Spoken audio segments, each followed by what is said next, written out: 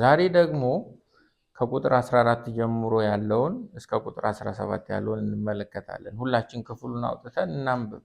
ሮሜ 10:14 እንግዲህ ያላመኑበትን እንዴት አድርገው ይጠሩታል? ባልሰሙትስ እንዴት ያምናሉ? ያለ ሰባኪስ እንዴት ይሰማሉ? መልካሙን የምስራች የሚያወሩ እግሮቻቸው እንዴት ያማሩ ናቸው ተብሎ እንደተጻፈ ካልተላኩ እንዴት ይሰብካሉ? ነገር ግን ሁሉ ለምስራቹ ቃል አልታዘዙም። ኢሳይያስ ጌታ ሆይ ምስክርነታችንን ማን አመነ ብሏልና። እንግዲያስ እምነት ከመስማት ነው፣ መስማትም በእግዚአብሔር ቃል ነው ይላል። ጥያቄ ነው የሚመልሰው በዚህ ክፍል ውስጥ ጳውሎስ። ኢየሱስ ለሁሉም ጌታ ከሆነ ለመዳን ሰው ከእርሱ የሚጠበቀው የጌታ ኢየሱስ ክርስቶስን ስም መጥራት ከሆነ ታዲያ ሰው ሁሉ የጌታን ስም ጠርቶ ይድን ዘንድ ምንድነው መደረግ ያለበት? ምክንያቱም የመዳንን መንገድ ቀላል አደረገው ጳውሎስ። በቃ ስሙን ጥሩ ትድናላችሁ፣ በልባችሁ መኑ፣ ባፋችሁ መስክሩ ኢየሱስ ክርስቶስ ጌታ እንደሆነ እግዚአብሔርም ከሙታን እንዳስነሳው እመኑ፣ ደግሞም ተናገሩ ብሏል። በዚህ ደረጃ ቀላል ከሆነ ታዲያ ምንድናቸው ደረጃዎቹ? ኬት እንጀምር? በሚያድነው በኢየሱስ ክርስቶስና በሚድነው ሰው መካከል ያለውን ጋፕ እንዴትና በምን አይነት ሁኔታዎች እንዝጋው? ይህንን ጥያቄ ነው ጳውሎስ በሮሜ ምዕራፍ 10 ከቁጥር 14 ጀምሮ እስከ ቁጥር 17 ባለው ክፍል ውስጥ የሚመልሰው ማለት ነው። በዚህ ክፍል ውስጥ ሰዎችን የማዳን ስራ በውስጡ የያዘውን ደረጃዎች እናያለን። ሰዎችን በማዳን ስራ ውስጥ ደግሞ የስብከተ ወንጌልን ሚና እናያለን። የወንጌል መሰበክ በሰዎች የመዳን ሂደት ውስጥ ያለውን ጉልህ ሚና ያሳየናል። በሮሜ 9 ውስጥ ድነትን አስመልክቶ ሮሜ ምዕራፍ 9 ካስታወሳችሁ ድነትን አስመልክቶ ሁለት ትልልቅ ዶክትሪኖችን አስተምሮናል ጳውሎስ። አንዱ የምርጫ ዶክትሪን ነው። ሁለተኛው ነፃ የሆነ የእግዚአብሔር ሉዓላዊ ፈቃድ ነው። ሰው መዳን በምርጫ ከሆነ ዓለም ሳይፈጠር ከሆነ በፊቱ ቅዱሳንና ያለ ነውር እንሆን ዘንድ በክርስቶስ ኢየሱስ የተመረጥ ነው።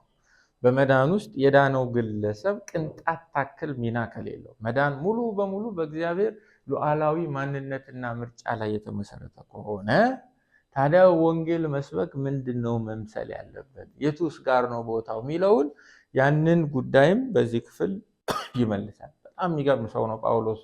ሮሜ 9 ላይ ስለ ምርጫ አስተምሯችሁ ሮሜ 10 ላይ ሰዎች እንዲድኑ እየጸለይኩ ነው ይላቸዋል። ሮሜ 10 ላይ እንዴት አድርጋችሁ ለነፍሳት መዳን ወንጌልን መስበክ እንዳለባችሁ ስቴፕ ባይ ስቴፕ ልንገራችሁ ይላል። ስለዚህ የሮሜ መጽሐፍ ምዕራፍ 9 ብቻ አይደለም። አሜን። የሮሜ መጽሐፍ ምዕራፍ 10ም አለው። የምርጫ አስተምሮ ብቻ አይደለም ያለው፣ የወንጌል ስርጭት አስተምህሮ አለው። ስለዚህ ጥራዝ ነጠቅም ጥራዝ ጠለቅም መሆን መዘዙ ብዙ ነው። ይህንን ምዕራፍ ለዚህ ነው የተደጋገሙ አስተምሮቶች ቢኖሩትም በጣም በጥንቃቄ ልናጠናው የተገባ።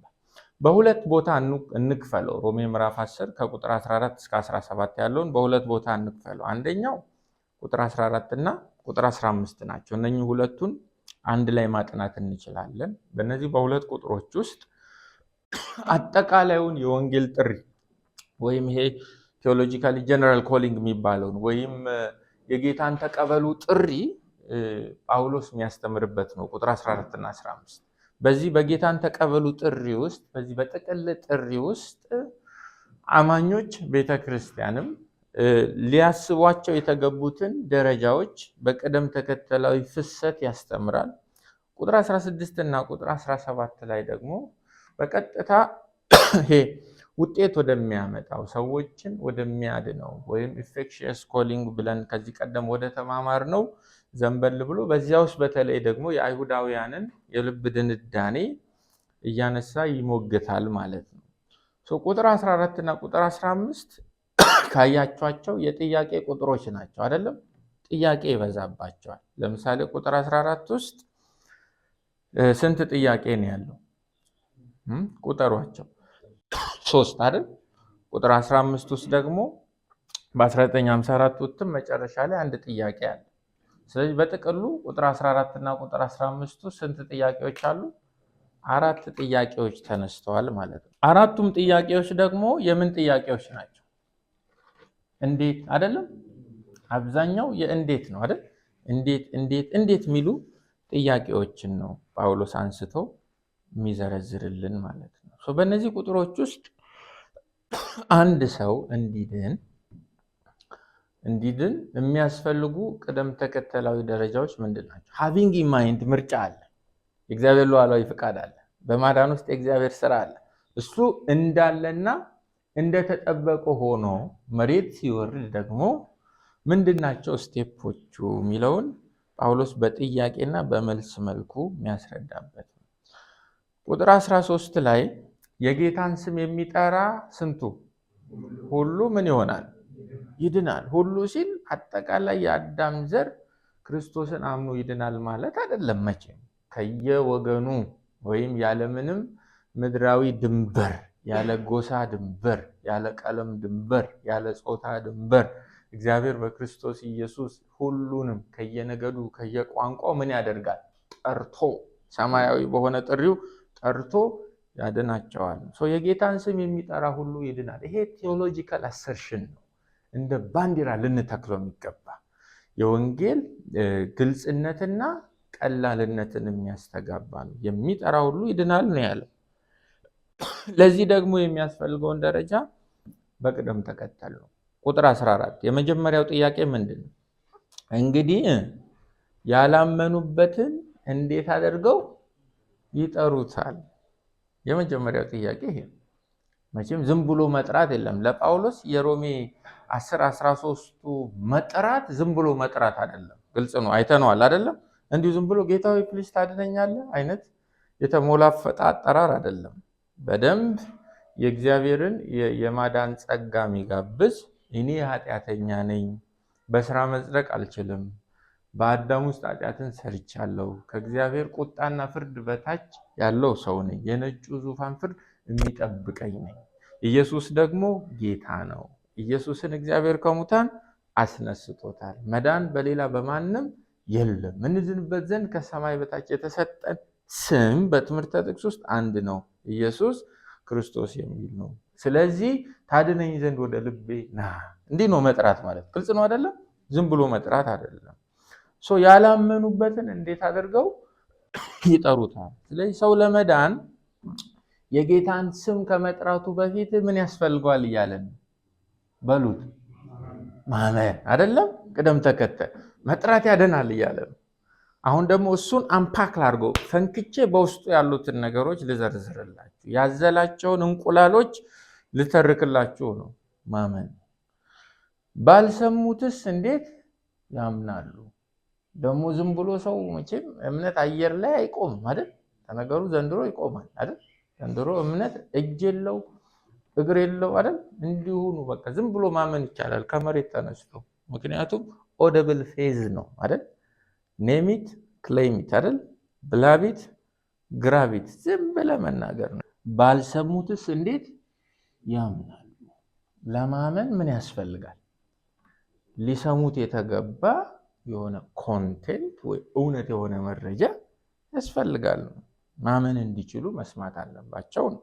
ቀጣዩስ ጥያቄ ያለ ሰባኪስ እንዴት ይሰማሉ?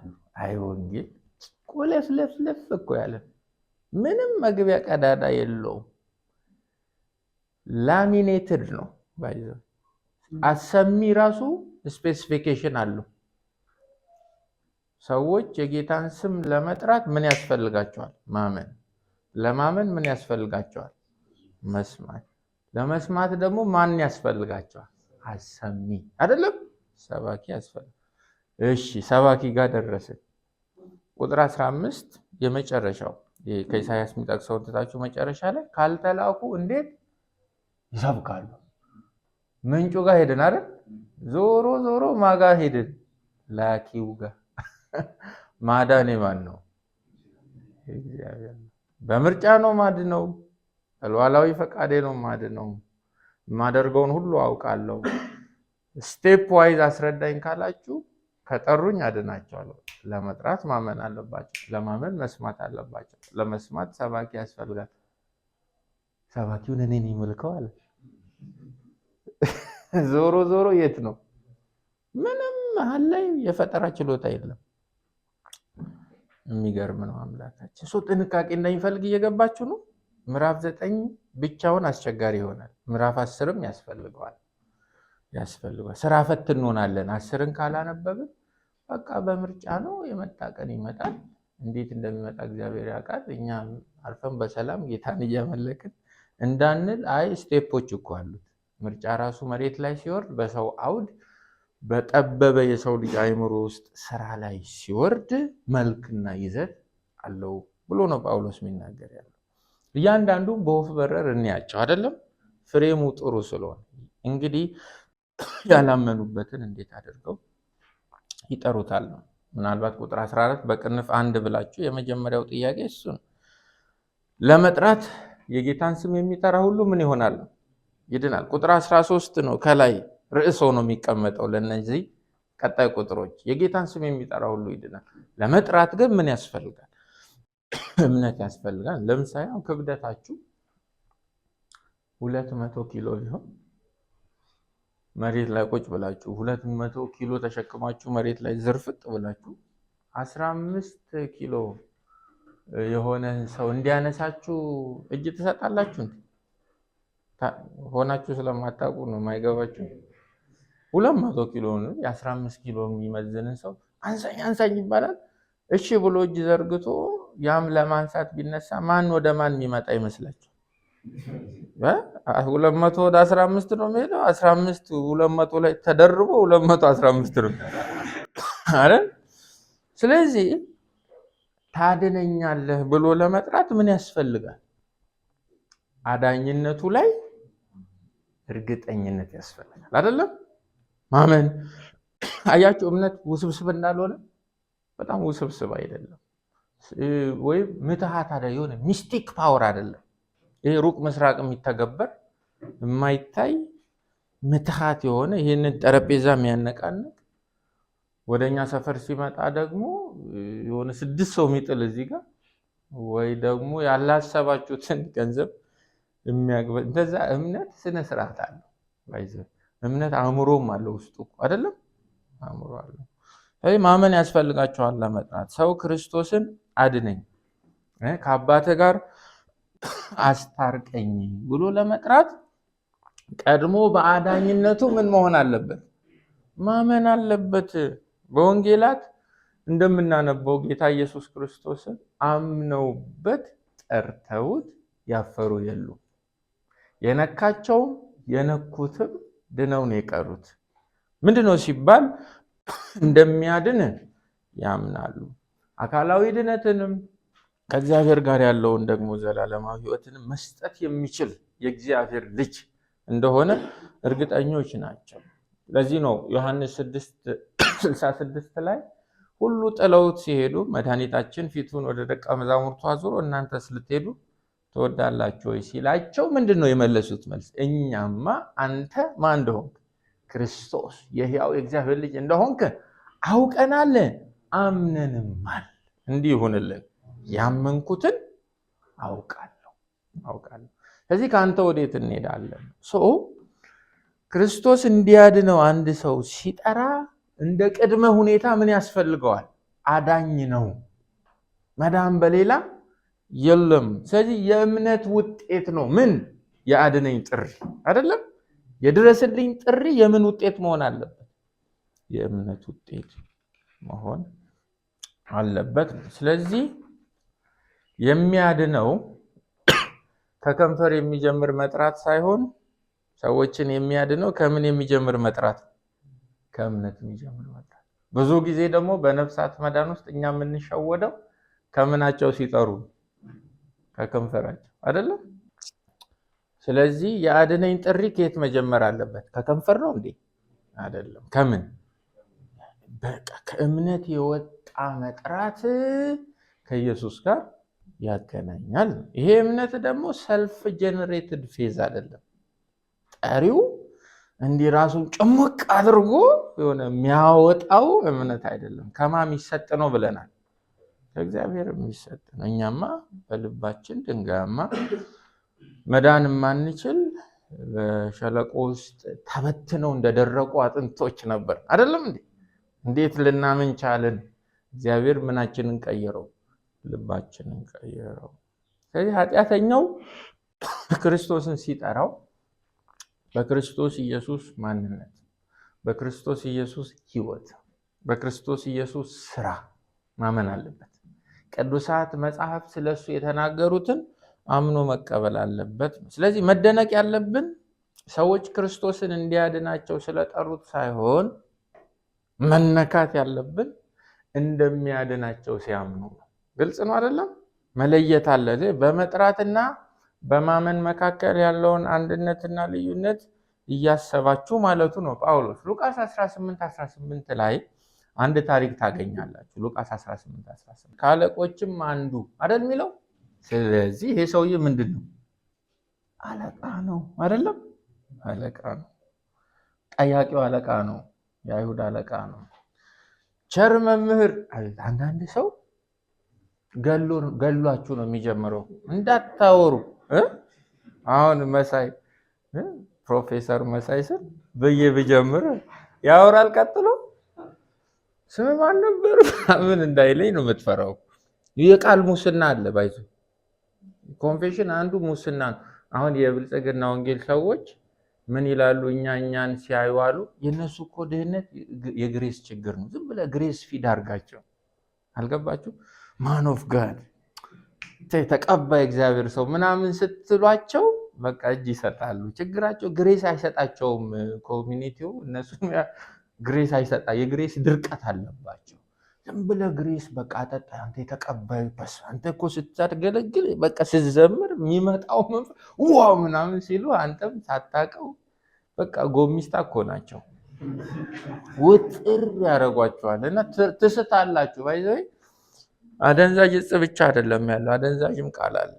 ይህ ሰውዬ አይተኸዋል? ከየት ነው የጀመረው? ቸር መምህር። ቸር ማለት ደግነት ለጋስነት አይደለም። ሰፈር ውስጥ ከተነሱ አስተማሪዎች ዘ ቤስት ማስተር ኢን ዘ ቪሌጅ እያለው ነው። ሌላ ሁሉ ቶ አንተ ግን ዩ አር ዘ ቤስት ማስተር አለው። የዘላለምን ሕይወት እንድወርስ ምን ላደርግ? ጥያቄዋ መጣች። አይ ኢየሱስን እኮ አትሸውዶ። ስለምን ጥያቄ እኮ ተጠይቃል። ጌታ ምን የዘላለምን ሕይወት እንድወርስ ምናምን እሱንና የምትወርስባቸው 6 መንገዶች አሉ። ተተተተተ አይደለም። ጥያቄውን በክብር ተቀብሎት አስቀመጠውና እንመጣለን። ለምንድን ነው ቢቸር የምትለኝ?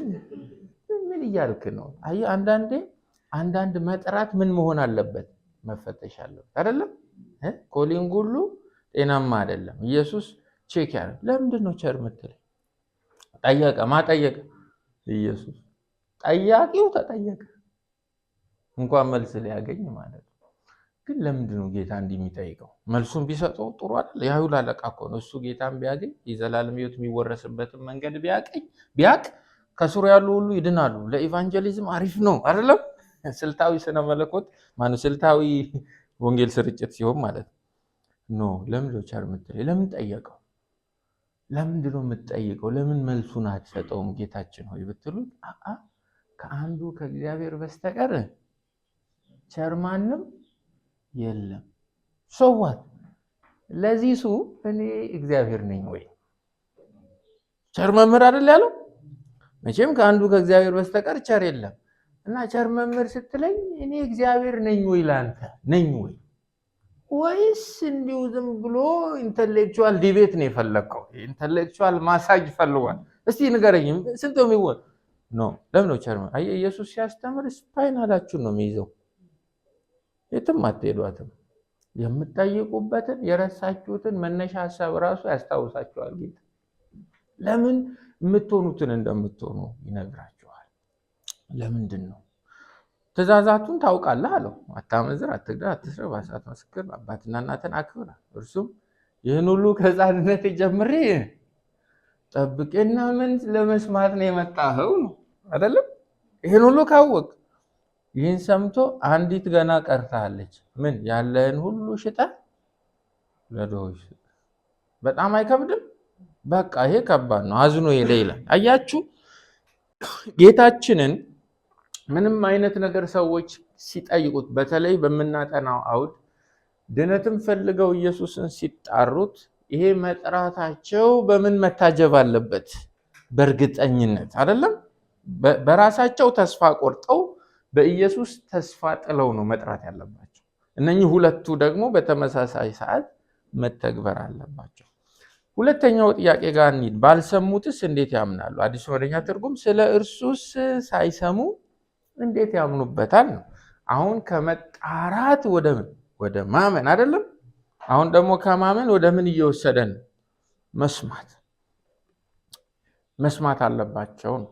እምነታቸው አየር ላይ መሆን ስለሌለበት ሐዋርያት ሥራ 11 ቁጥር 13 ላይ ጴጥሮስ ወደ ቆርኔሌዎስ ቤት የሄደበት ነው።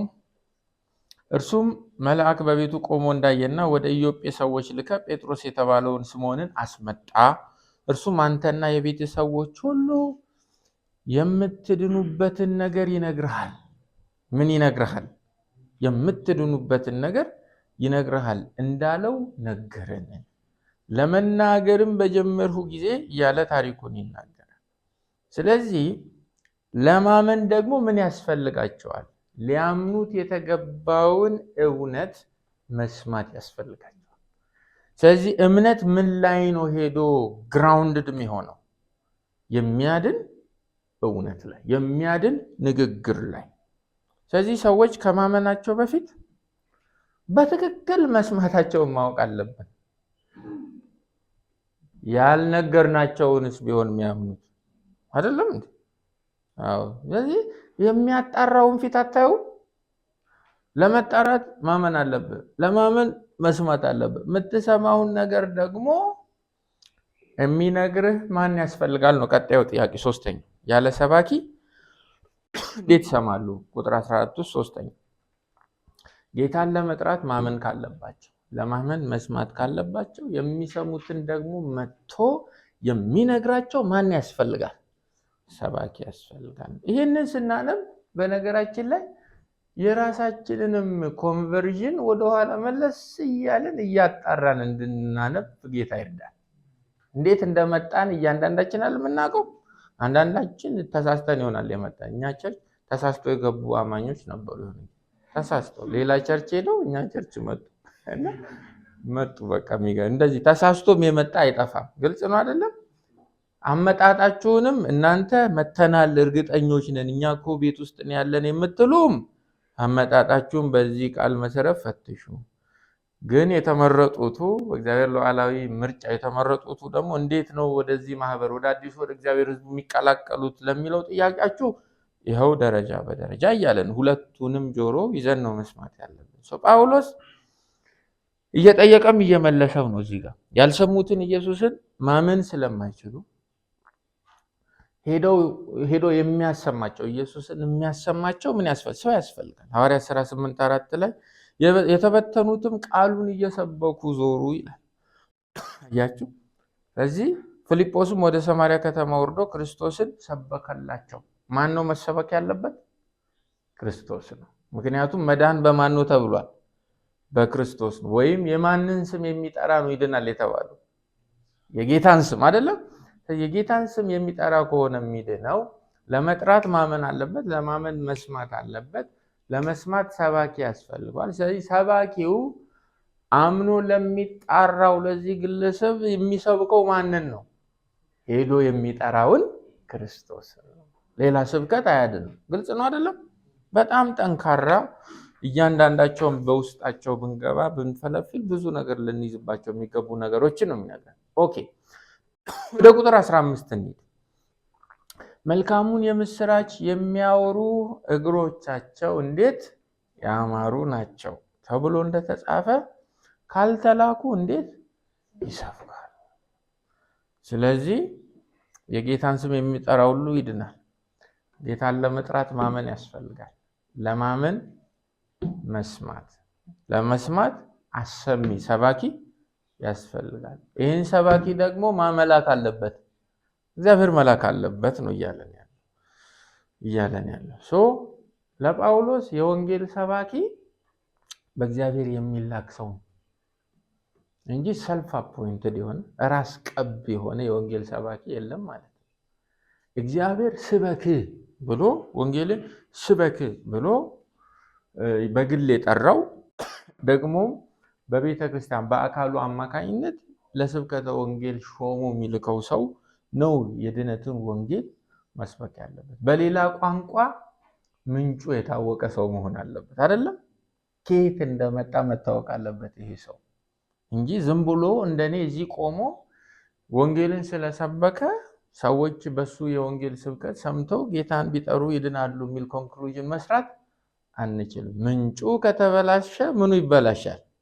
ውጤቱም ይበላሻል። ለዚህ ነው ሲኩዌንሻል ኦርደሮች ናቸው፣ እርስ በርስ የተሰናሰሉ አንዱ ከአንዱ መፋታት የሌለበትን ነው የሚነግረን። ሐዋርያት ሥራ ምዕራፍ 26 ቁጥር 15 ላይ ጳውሎስ የራሱን መጠራት ለአግሪጳ ይናገራል። ለምንድን ነው ሰባኪ በእግዚአብሔር የተላከ መሆን አለበት የሚለው ጳውሎስ? እሱ ራሱ በማ የተላከ ስለሆነ በእግዚአብሔር የተላከ ነው። እኔም ጌታ ሆይ ማነህ አልኩ። የደማስቆን ኤክስፒሪየንስ ያወራ። እርሱም አለኝ አንተ የምታሳድደኝ እኔ ኢየሱስ ነኝ። ነገር ግን ተነሳና በእግርህ ቁም። ስለዚህ እኔን ባየህበት ነገር ለአንተም በምታይበት ነገር አገልጋይና ምስክር ትሆን ዘንድ ልሾምህ ታይቼልሃለሁ። ስለዚህ በማ የተሾመ ሰው ነው? በእግዚአብሔር የተሾመ ሰው ነው። በእግዚአብሔር የተሾመ። ለምሳሌ ያው ዲቪ ደርሷችሁ አሜሪካን ሀገር ብትሄዱ በገባችሁ የሰው ሀገር በገባችሁ በሶስተኛው ቀን ብድግ ብላችሁ እኔ በአሜሪካን የኢትዮጵያ አምባሳደር ነኝ ትላላችሁ? ነውር አይደል? አይባልም አይደል? ገና መንገዱን ሳታውቁ የሀገሩን መንግስት ሳታውቁ የዜግነት ወረቀት ሳይሰጣችሁ እንዲሁ እግሬ አሜሪካንን ረግጧል ብላችሁ እኔ የኢትዮጵያ አምባሳደር ነኝ አይባልም። ልክ እንዲሁ ስለዚህ አምባሳደር ለማለት ቅድሚያ የኢትዮጵያ መንግስት እውቅና ሊሰጣችሁ ይገባል አይደለም? ሊሾማችሁ ይገባል። እኛ የማ አምባሳደሮች ነን በምድር ላይ? የክርስቶስ አምባሳደሮች አይደለም? ስለዚህ የክርስቶስ አምባሳደር የሆነ ብቻ ነው የክርስቶስን ወንጌል መስበክ የተፈቀደለት አይደለም? ሁሉ እንዲሰብክ አልተፈቀደም። ያው ችግር ስላለ ነው። ጠዋት ጌታን ተቀብሎ ከሰዓት ሰውየው ነብይ ነው። እንደዛ አይነት ችግር ስላለ ነው። ካልተላኩ ይላል። መላክን አስቡ። ስለዚህ ወንጌል ሰባኪ ነኝ ያለ ሁሉ ከማ የተላከ አይደለም፣ ከእግዚአብሔር የተላከ አይደለም። ብዙ ሰው እግዚአብሔር ያላከው ሰባኪ የሚሰብክበት ቸርች ውስጥ አባል ሆኖ በዚያ ቸርች ውስጥ መንፈሳዊ ተሐድሶ እንዲመጣ ይጸልያል። እዚህ ጋር የቆሙት አብዛኞቹ ምንም እንደው የተለየ ሪሰርች አያስፈልገውም፣ ሚዲያው በቂ ነው። እዚህ ጋር የቆሙ አብዛኞቹ እግዚአብሔር ያላካቸው ሰባኪዎች በፐርፎርማንስ ነው የቆሙት። እኛ ኢትዮጵያውያን ደግሞ ጥሎብን ተለባላቢ ሁሉ ሰባኪ ይመስለናል፣ ጮሆ የሚያወራ ሁሉ። ዘንድሮ ቸርች ለመክፈት ድፍረትና ጩኸት ብቻ ነው። ገብተ ቮካል መስራት ሁለት ድፍረት ያስፈልጋል። አይን ያወጣ ድፍረት። ጻፍ ኢየሱስ አስተምሯል እንደዚህ ምናምን እያል እኛም እንፈራለን። ሁሉ ነገር እዚህ ሀገር በእግዚአብሔር ነው አይደለም? ለማኙም ስለ እግዚአብሔር ብሎ ያስፈራራል፣ ወንጀለኛውም ስለ እግዚአብሔር። ሁሉ ነገር ውስጥ እግዚአብሔር ስለሚጠራ ፈሪሃ እግዚአብሔር ኢትዮጵያውያን ስላላቸው እዚህ ቆሞ የሚቆጣ ሰው ሁሉ ከእግዚአብሔር የተቀባ እየመሰለን በቃ አጣሩ እንጂ ሁሌ አሜን አትበሉ፣ አልፎ አልፎ አቤት በሉ ማለት በሉ። እውነቴን ነው። ብዙ ቃሉን የተረዱ ቃሉን በጥንቃቄ ያጠኑ ስነ መለኮት ትምህርት ቤት አካባቢ የገቡ ሰዎች እሑድ እኔ ቸርች ቁጭ የሚሉት ሆዳቸውን እያመማቸው ይመስለኛል። እንደው መሄጃ ስላጡ እየሰሙን ያለ ይመስለኛል። መሄጃ ስላጡ አያቸው። እዚህ ሀገር ቁጭ ብለው መማር ያለባቸው አስተማሪ የሆኑበት፣ ቆመው ማስተማር ያለባቸው ደግሞ ተቀምጠው እንዲማሩ የተገደዱበት ቸርች ይበዛል። ተሳስቻለሁ? ይበዛል። አየ ውሃ ልኩም ቤት ጥለነው ነው የመጣ ነው። የቆመ ሁሉ እንደዚህ ክረባት ዘጭ ያለ ምናምን እንዲህ ካለ በጌታ በቃ አገልጋይ። መለያ የለም፣ መፈተሻ የለም። እንዴ መለየትማ አለብን አይደል? አዎ ዲዘርን ማድረግ አለብን፣ መጠርጠር አለብን። ሴጣንም ቀብቶት ሊሆን እንደሚችል አልፎ አልፎ መጠርጠር መንፈሳዊነት። ሐሰተኛ አስተማሪዎች አሉ አይደል በቤተ ክርስቲያን ውስጥ። ስለዚህ ቱንቢያችሁን ቤት ጥላችሁ አትምጡ። አሁን ይሄ ግድግዳ ቀጥ ያለ ነው ቀጥ ያለ አይደለም? ቀጥ ያለ ነው አይደል መልሱ? እንዴት አላችሁ? አይናችንን ስናምን እንደዛ ነው መልሳችን። መሐንዲስ ቢኖር ይስቃል። ውሃ ልክ አምጥቶ አይደል ውሃ ልኩን አስደግፉ፣ አይ በዚህን ያህል ዲግሪ ምን አድርጓል ግድግዳው ተጣሟል። ቱንቢያችን ይሄ ቃል ነው። አሜን። የእግዚአብሔር ቃል በሙላት ካልሆነ ትበላላችሁ። የቃሉን ገመድ እንዲዘርጉና ከቃሉ ባር በታች ከሆነ እንድትሰሙ አትገደሉ፣ መጠንቀቅ ያስፈልጋል። ኤርሚያስ 23 አለ። ለዚህ ደግሞ ኤርሚያስ እንደው ኤርሚያስና ኢሳይያስ ቢመጡ ድጋሚ እንዴት ጥሩ መሰለ። በጣም እኮ ነው የሚገርመው። ኢሳይያስ ለምሳሌ ምዕራፍ 28 ላይ የወይን ጠጅ ለዘራቸው መኩራሪያ ይሆን ይችላል ሰማርያ፣ ነቢያቶችሽ በወይን ጠጅ ደንዝዘው በራእይ ይስታሉ ይላል። እንደዚህ አይነት ማኑፍ ጋር ይስጣችሁ። ነጭ ደንዝዘው በቃ በወይን ጠጅ በቃ ሽባ ሆኗል ጭንቅላታቸው፣ ለዛ ይሳሳታሉ። ኤርሚያስን ይኸው ኤርሚያስ 23:16 የተጻፈ ላይመስላችሁ ስለሚችል አውጡት። ኤርሚያስ 23:16 እኔ አዲሱ መደበኛ ትርጉምን ነው ማነበው። የሰራዊት ጌታ እግዚአብሔር እንዲህ ይላል፣ እነዚህ ነቢያት የሚተነብዩላችሁን አትስሙ ተብሎ ተጽፏል። አሜን። ይገርማል እኮ አትስሙ። ስሙ በጌታ እኔን ስሙኝ ቀና ብላችሁ በሁላችሁ። ኤንአይቪ እነዚህ ነቢያት የሚተነብዩላችሁን አትስሙ፣ በባዶ ተስፋ ይሞላችኋል። ቅድም ጎሚስታ አላልኳችሁ? በቃ ይሞሏችኋል። ከእግዚአብሔር አፍ የወጣ ሳይሆን ከገዛ ልባቸው የሆነውን ራእይ ይናገራሉ። ከዚህ በላይ እግዚአብሔር ግሉኮስ ይሰካብን እንዴ? ተጻፈኩ አይደለም? ከእግዚአብሔር አፍ የወጣውን ሳይሆን ከገዛ ልባቸው የሆነውን ራእይና አይተው ነው። እንዲሁ ግንባርህን ያዩና በቃ የሆነ በረከት ይታየኛል ይላል።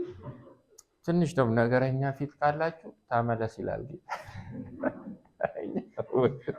በልተውናል እኮ እግዚአብሔር ነው ከላያችን ላይ አንሳቸው እንጂ በልተውናል።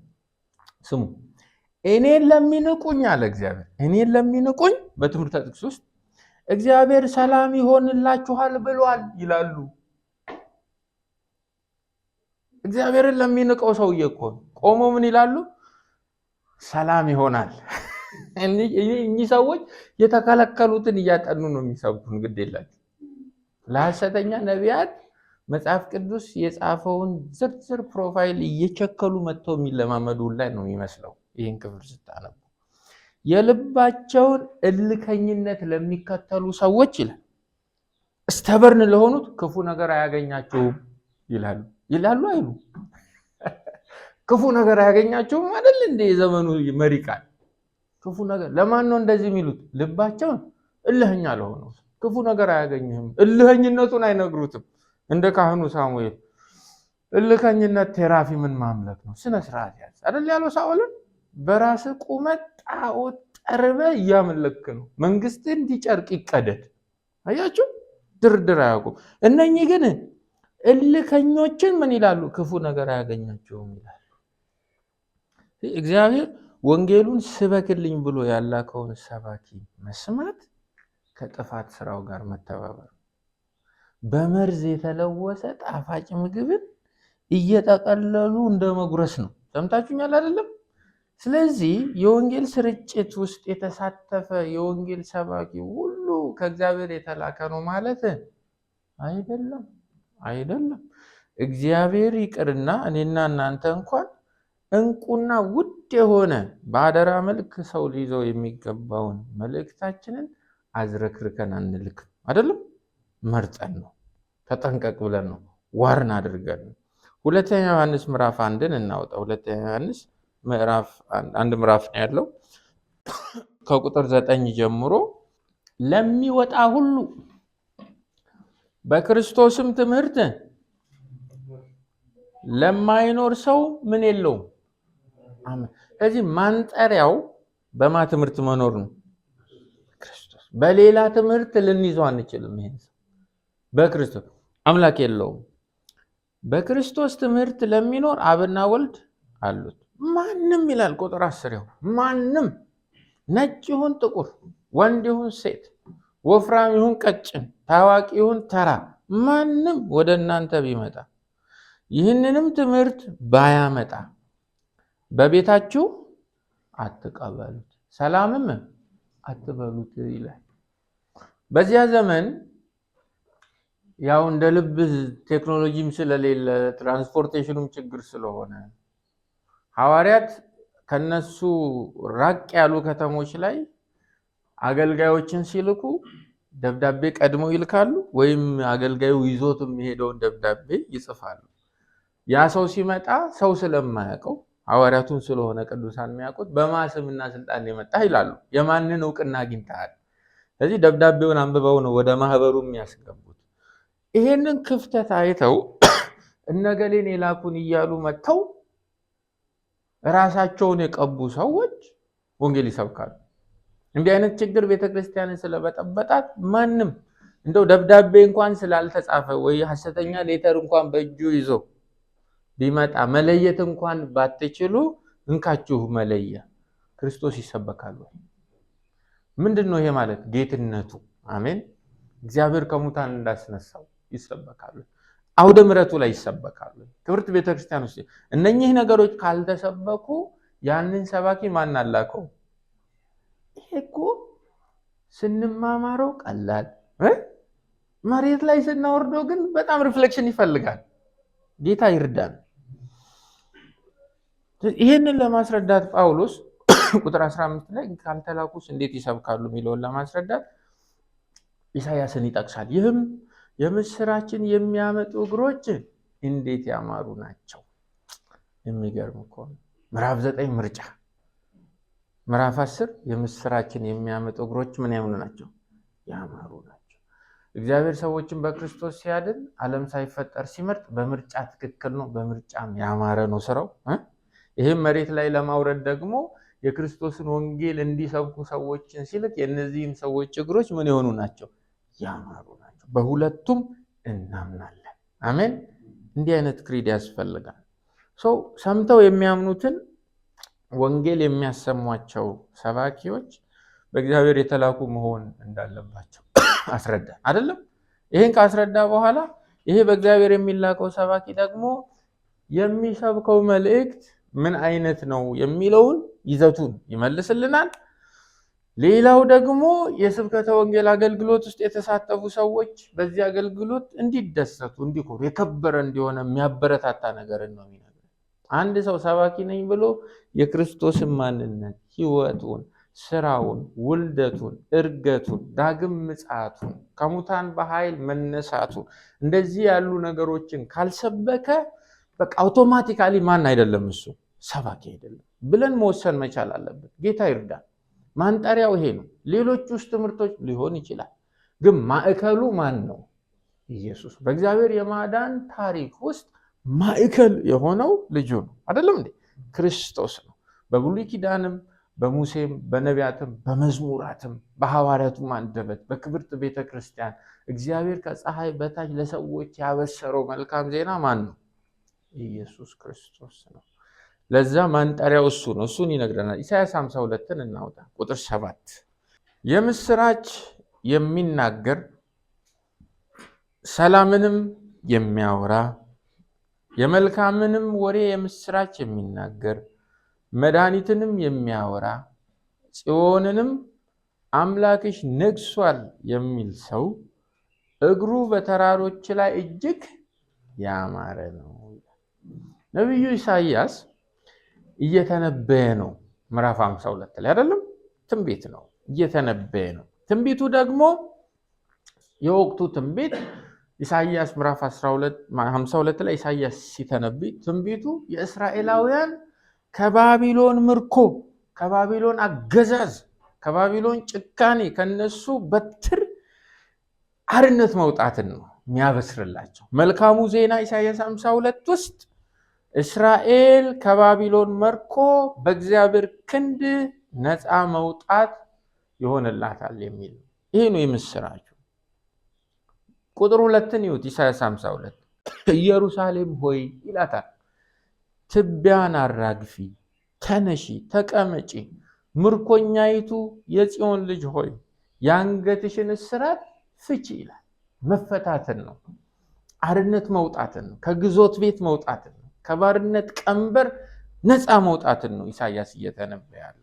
አሁን ደግሞ እዚህ ሮሜ 10 ውስጥ በጳውሎስ አጠናን ኢሳይያስ 52 የምንድነው ምስራቹ? ከኃጢአት በታች ያሉ ሰዎች፣ ከሞት ባርነት በታች ያሉ ሰዎች በኢየሱስ ክርስቶስ አዳኝነት ምን ይሆናሉ? ነፃ ይወጣሉ ነው። ወይም የጌታን ስም የሚጠራ ሁሉ ይድናል ነው የምስራቹ። ኢሳይያስ ሲተነብይ ምዕራፍ 52 ላይ ሁለት መልክ አለው ትንቢቱ። በሱ ዘመን የእስራኤል ከባቢሎን ምርኮ ነፃ መውጣት፣ በጳውሎስ ዘመን ደግሞ የሰዎች ከኃጢአት ምርኮ ከሞት ምርኮ በማን ነፃ መውጣት ነው? በኢየሱስ ክርስቶስ ነፃ መውጣት። እሱን ይጠቅስና ኢሳይያስ 52 ውስጥ ግን ጳውሎስ ያነጣጠረው ቁጥር 7 ላይ የምስራችን የሚያመጡ እግሮች እንዴት ያማሩ ናቸው። በኢሳይያስ ዘመን አሁን አቴንሽናችሁን ፈልጋለሁ። መንግስታት ጦርነት ሲገጥሙ ጦርነቱ እንግዲህ ከዝግጅቱ ጀምሮ እስኪጠናቀቅ ጥቂት ቀናት ሊወስድ ይችላል። አንደኛ የጦር ግንባር ላይ ባትል ፊልድ ላይ ሄደው ነው የሚዋጉት። ሁለቱም ተዋጊ መንግስታት ቀጥራቸውን ለቀው ህዝባቸውን ትተው ወታደር አስከትለው ለውጊያ ወደ ጦር ግንባር ይሄዳሉ፣ ወደ ባትል ይሄዳሉ። እንግዲህ ግንባር ላይ እየተካሄደ ያለውን ጦርነት እቤት የቀሩት የሁለቱም መንግስታት ሹማምንቶችና ተራው ህዝብ አያውቁም። ምን እየሆነ እንዳለ አያውቁም። እንደዚህ ዘመን አይደለም፣ በቴክኖሎጂ በምን የታገዘ አይደለም። ከዚህ የተነሳ የጦርነቱ ውጤት ምን እንደሆነ መጥቶ የሚነግራቸውን ሰው ኮቴውን ከቅጥር አልፈው አይናቸውን ውጭ ወርውረው ኮቴውን ይጠባበቃሉ። በታላቅ ተስፋ ይጠባበቃሉ። ምክንያቱም የጦርነቱ ውጤት ድል መንሳትም ይሁን ድል መነሳት እንደ ህዝብ ቀጣይ ጣፈንታቸውን ይወስነዋል አይደለም? ሁለቱም ድልም ድል መነሳትም ትርጉም አለው። ስለዚህ ማን ይነግረናል? ምንድነው ግንባር ላይ የሆነ ያለው? ሜዳው ላይ ምንድነው? አሸነፈው የኛ መንግስት ወይስ ተሸነፈ? ተሸነፈ ማለት ትርጉሙ ምንድነው? ወይ አፈግፍገው ይመለሳሉ ነገስታቶቻችን፣ ወይ ደግሞ ከሞቱ ያሸነፈው የጠላት ሀገር ንጉስ ሰራዊቱን አስከትሎ ልጆቻችንን ባሪያ ሊያደርግ፣ ሴቶቻችንን ሊወስድ፣ ንብረታችንን ሊዘርፍ ነው የሚመጣው። ከሁለቱ ውጭ አይሆንም። ስለዚህ የግንባር ወሬ ያሳስባቸዋል። ከጦርነቱ መጠናቀቅ በኋላ የሚሰማው ዜና መቀጠል አለመቀጠላቸውን፣ መኖር አለመኖራቸውን የሚወስን ነው። በጣም የሚገርመው ሰገነት ላይ ቆመው የግንባሩን ወሬ የጦሩን ውሎ ወሬ ይዞ የሚመጣውን ሰው አሯሯጡን እያዩ እግር አጣጣሉን እያዩ ዜናውን ላይ ይገምታሉ። ከመቋመጣቸው የተነሳ እስኪደርስ አይጠብቁትም። አሯሯጡ እንዲህ ይመስላል ይላሉ። ይህንን ታሪክ ነው እንግዲህ ኢሳይያስ የምስራችን የሚያመጡ እግሮች። ክብር ለእግዚአብሔር ይሁን። የድል ዜና የድል ብስራት ተሸክመው እየገሰገሱ ያሉ እግሮች እንዴት ያማሩ ናቸው። እግዚአብሔር ይርዳን። ይህን ታሪክ በደንብ ለመረዳት ሁለተኛ ሳሙኤል 18ን እናወጣ። ሁለተኛ ሳሙኤል 18 ከቁጥር 19 ጀምሮ እንግዲህ በንጉስ ዳዊትና በልጁ በአቤሴሎም መካከል የተደረገ ጦርነት ነው። በዚህ ጊዜ የሳዶቅ ልጅ አኪማአስ ይላል፣ ስሙኝ፣ እግዚአብሔር ጠላቶቹን የተበቀለለት መሆኑን ሮጬ ሄጄ ለንጉስ ዳዊት የምስራች ልንገረው አለ። አኪማአስ የሚባል እንግዲህ በጦርነቱ አቤሴሎም ሞቷል። ፀጉሩ ተንጠልጥሎ በጦር ወቅተው ገለውታል። ጉድጓድ ውስጥ ወርውረውታል። ዳዊት አሸንፏል። እግዚአብሔር ከዳዊት ጋር እንደቆመ ሮጬ ሄጄ የምስራች ልንገረው አለ አኪማአስ የሚባል ሰው። ኢዮአብም ዛሬ የምስራቹን ወሬ የምትወስድለት አንተ አይደለም፣ የንጉሱ ልጅ አቤሴሎም ስለሞተ ዛሬ ሳይሆን የምስራቹን ሌላ ጊዜ ታደርስለታለህ። ያው ምንም እንኳን በውጊያ ውስጥ ቢያልፉም አቤሴሎም የማን ልጅ ነው? ያዝናል ብሎ ገብቶታል ይሄ ሰው። ወሬውን ባትነግረው ይሻላል፣ ሌላ ሰው ይንገረው አለው አኪማስን። ከዚያም ኢዮአብ በጣም የሚያስቀው ኢዮአብ እኛን ላይሆን ይችላል፣ ግን ስሙ ገረመኝ። ለኢትዮጵያዊ ይላል ሂድና ያየኸውን ለንጉሱ ንገር አለው። ኢትዮጵያዊውም ኢዮአብን እጅ ነስቶ እየሮጠ ሄደ። አኪማስም እንደገና ኢዮአብን የመጣው ይምጣ እባክህ ኢትዮጵያዊውን ተከትየው ልሩጥ አለ። ምን ያህል እንደጓጓ አይታችኋል? ለመንገር ማለት ነው። የምስራች አሸነፍክ ዳዊት፣ አሸነፍንልህ እኮ እግዚአብሔር እኮ ካንተ ጋር ቆመ የሚለውን ልንገረው አለው። ኢዮአብ ግን ልጄ ሆይ መሄድ ለምን አስፈለገ? ሽልማት የሚያሰጥህ ምን የምስራች ይዘህ ነው ብሎ መለሰለት። አኪማስም የመጣው ይምጣ መሄድ እፈልጋለሁ አለ። ስለዚህም ኢዮአብ እንግዲያውማ ሩጥ አለው። ከዚያም አኪማስ በሜዳው መንገድ ሮጦ ኢትዮጵያዊውን ቀድሞት ሄደ ይላል። ወይ ኢትዮጵያዊ ቀደሙ። በቃ ድሮ ሯጭ አልነበርን ይሆናል። ዳዊትም ይላል በውስጠኛውና በውጨኛው በሮች መካከል ተቀምጦ ሳለ ይላል። እንግዲህ አሁን ጌት አለ፣ ላይ ሰገነት አለ። ከሩቅ ምን እየጠበቁ ነው? የግንባር ወሬ አይደለም፣ ወሬ እየጠበቁ ነው። ሁለት ሰዎች ነው የመጡት፣ አኪማስና ኢትዮጵያዊው። ቀድሞ የሄደው ማን ነው? ኢትዮጵያዊው። ከኋላ የተነሳው ማን ነው? አኪማስ። ምን ይዞት እንዳረፈደ መድኃኒዓለም ያውቃል። ኢትዮጵያዊው ግን አርፍዷል። ዳዊትም በውስጠኛውና በውጨኛው በሮች መካከል ለመሰላችሁ ጌታችን ደቀ መዛሙርቱ ለወንጌል ስርጭት ሲልካቸው ሰውን መንገድ ላይ ሰላም አትበሉ ብሏል። ሉቃስ ላይ አይደለም እንዴት ነው ሰው ሰላም አይባልም ምናምን ያስብላል አይደል?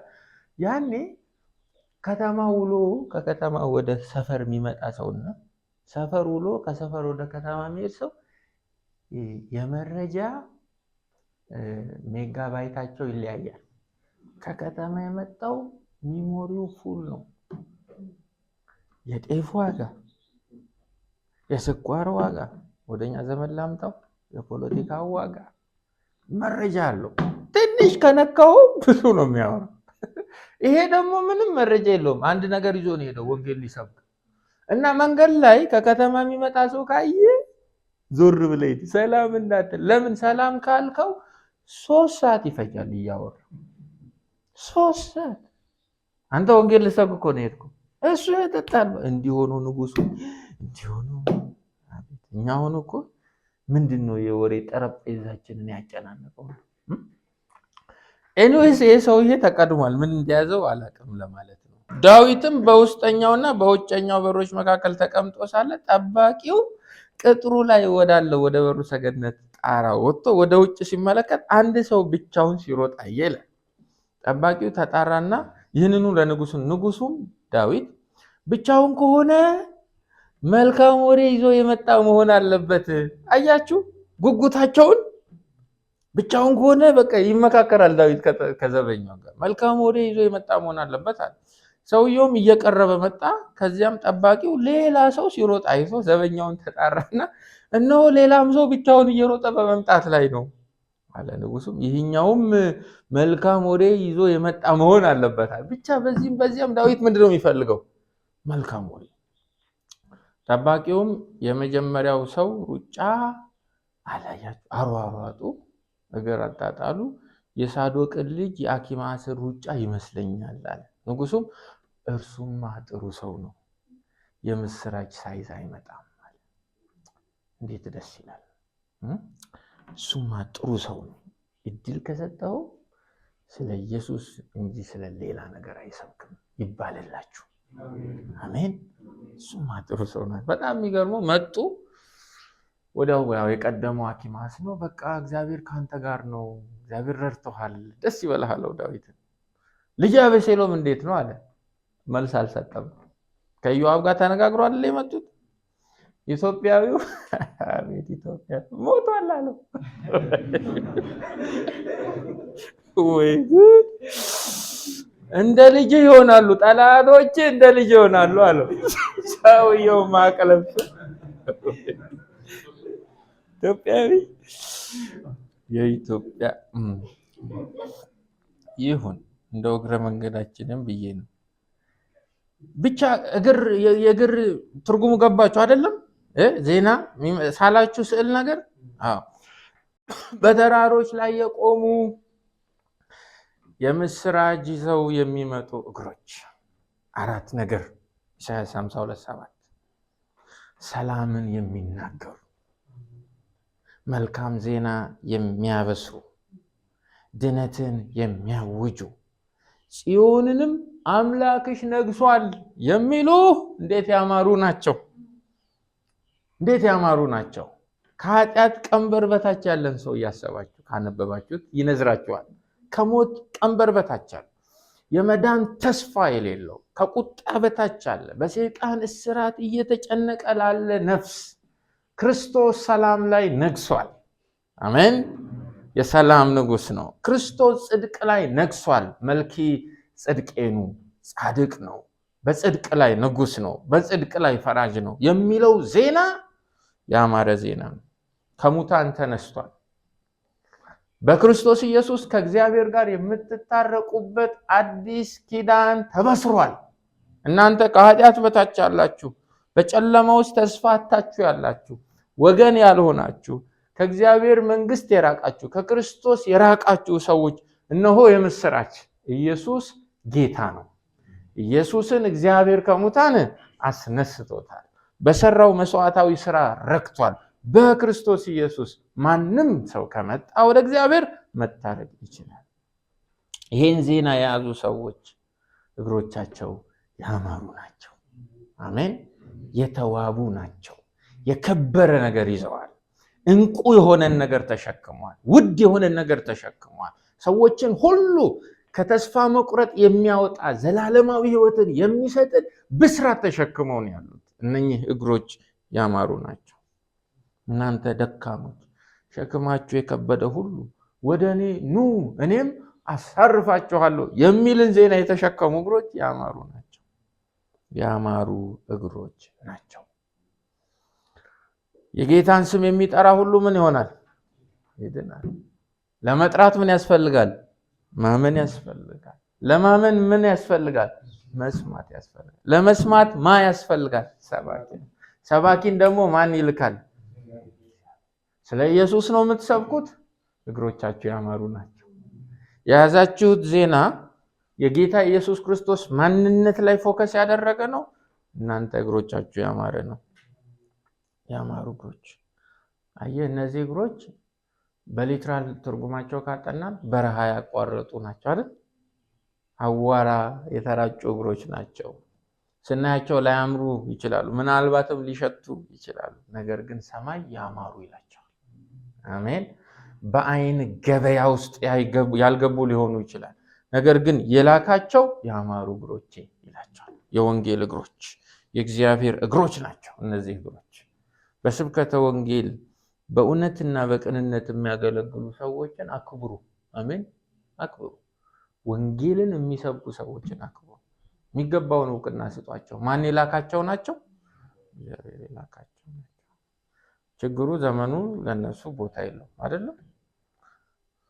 ዘመኑ የሚቀበለው ሌላ እግር ነው። ሌላ እግር፣ ሌላ ነገር፣ ሌላ ዜና የያዙ እግሮችን ይቀበሉ። ነገር ግን ይላል ሁለተኛ ቆሮንቶስ ምዕራፍ 2 ቁጥር 14 ነገር ግን በክርስቶስ ሁሉ ጊዜ ድል በመንሳቱ ለሚያዞረን ይላል። ለሚያዞረን በእኛም በየስፍራ ሁሉ የእውቀቱን ሽታ ለሚገልጥ ለአምላክ ምስጋና ይሁን። በሚድኑትና በሚጠፉቱ ዘንድ ለእግዚአብሔር የክርስቶስ መዓዛ ነን ይላል። አገልግሎታችን ኢየሱስ ይሸታል እኮ ያላቸው። ክብር ለስሙ ይሁን እግዚአብሔር። ክርስቶስን ይሸታል። ለነዚህ ለሞት የሚሆን የሞት ሽታ፣ ለነዚህ ለህይወት የሚሆን የህይወት ሽታ ነን ካለ በኋላ ጳውሎስ ለዚህ ነገር የሚበቃ ማን ነው? ማን ነው ከናንተ መሃል ለወንጌል ስብከት ለመላክ ወንጌልን ለመስበክ ብቁ የሆነ ማን ነው? ለምን ብቁነትን ይፈልጋል? ዝናን ማረድን፣ ገንዘብን ማረድን ይፈልጋል። ሄዱ፣ በዓለም ሁሉ ሄዱ፣ ወደ ዓለም ሁሉ ሄዱ። ምንን ስበኩ? ወንጌልን ለፍጥረት ሁሉ ስበኩ ብሏል ጌታችን። ማቴዎስ 10:8 ላይ ደዌዎችን ፈውሱ፣ ሙታንን አስነሱ፣ ለምጻሞችን አንጹ፣ አጋንንትን አስወጡ፣ በከንቱ ተቀበላችሁ፣ በከንቱ አታስከፍሉ። ዝናን አታስከፍሉ፣ ገንዘብ አታስከፍሉ፣ እውቅናን አታስከፍሉ። ለእናንተ ለማናችሁም ይሄን የጸጋ ስጦታ ስሰጥ ይሄንን ተልእኮ ሳሸክም አሰልፌ አላስከፈልኳችሁ። ሰው አሰልፋችሁ አታስከፍሉ። ፍሪሊ ነው የተቀበላችሁት፣ ፍሪሊ ስጡ። ሰዎች እኛን አለ ጳውሎስ እንዴት ይቁጠሩን? እንደ ክርስቶስ ሎሌዎች።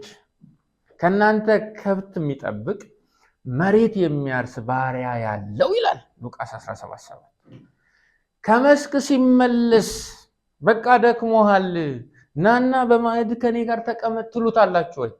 ሁለት ትልልቅ ፕሮፌሽኖች እረኝነት፣ እርሻ።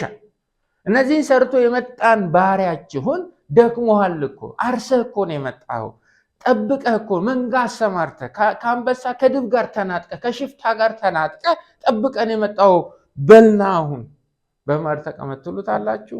ይህንን ስላደረገው ያመሰግነዋል ይላል። ቴንኪው ትሉታላችሁ? አትሉትም? ሶዋት እናንተም ስታገለግሉ የሚገባንን አድርገናል፣ የማንጠቅም ባሪያዎች ነን በሉ። ይሰማ በሉ ነው የሚለው ኢየሱስ። ጌታ ይርዳል። ስንማረው ቀላል እንደሚያጓጓን አይደለም። መሬት ላይ ብዙ ነገራችሁን ይፈትናል፣ ይፈትሻል። ምን አይነት የወንጌል ሰባኪ መሆን ነው የምታስቡት? አገልጋይነት ፕሮፌሽን አይደለም፣ ወርሽፕ ነው። አሜን። እውነተኛና ንጹህ አምልኮ ነው አገልጋይነት። ራስን እንጨት ላይ ሰቅሎ መውረድ ይጠይቃል። አንዳንዱ እንጨት ላይ በገመድ ነው የታሰረው። ለክፉ ቀን ፈቶ ይወርዳል። ኖ የተጨነከረ የማይወርድ አሜን። ጌታ ይርዳን። ያማሩ እግሮች ክርስቶስን ከሰበካችሁ፣ መስቀሉን ከዘመራችሁ፣ የኢየሱስ ክርስቶስ ማንነት አፋችሁ ላይ ካላለቀ፣ ልባችሁ ላይ ካልቀዘቀዘ እግሮቻችሁ ያማሩ ናቸው።